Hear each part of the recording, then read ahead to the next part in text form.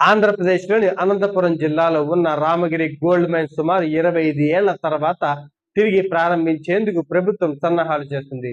Jonnagiri gold project విజయవంతం కావడంతో రాష్ట్రంలో బంగారం వెలికితీతను మరింత విస్తృతం చేసే లక్ష్యంతో ఈ నిర్ణయం తీసుకున్నారు. అనంతపురం జిల్లాలోని రామగిరి ప్రాంతం దశాబ్దాల క్రితమే బంగారు నిల్వలకు ప్రసిద్ధి చెందింది. గతంలో భారత్ గోల్డ్ మైన్స్ లిమిటెడ్ ఆధ్వర్యంలో ఇక్కడ తవ్వకాలు జరిగాయి. అయితే వివిధ ఆర్థిక, సాంకేతిక కారణాల వల్ల దాదాపు 25 ఏళ్ల పాటు వీటిని మూసివేశారు.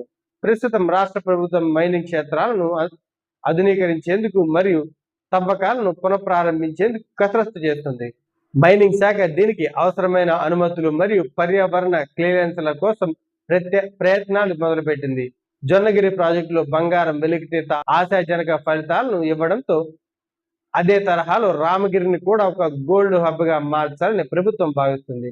మైనింగ్ కార్యకలాపాలు ప్రారంభమైతే స్థానిక యువత ప్రత్యక్షంగా మరియు పరోక్షంగా వేల సంఖ్యలో ఉద్యోగ అవకాశాలు లభిస్తాయి. ఆంధ్రప్రదేశ్ పారిశ్రామికంగా, ముఖ్యంగా ఖనిజ సంపద పరంగా అభివృద్ధి చెందడానికి ఇది దోహదపడుతుంది. రాష్ట్ర ఆదాయం పెరగడమే కాకుండా స్థానిక ప్రాంతాల మౌలిక సదుపాయాలు కూడా మెరుగుపడతాయి. గతంలో కంటే ఆధునిక సాంకేతిక, అత్యాధునిక డ్రిల్లింగ్ యంత్రాలను ఉపయోగించడం వల్ల తక్కువ ఖర్చుతోనే ఎక్కువ బంగారం వెలికి తీసే అవకాశం కూడా ఉంటుంది.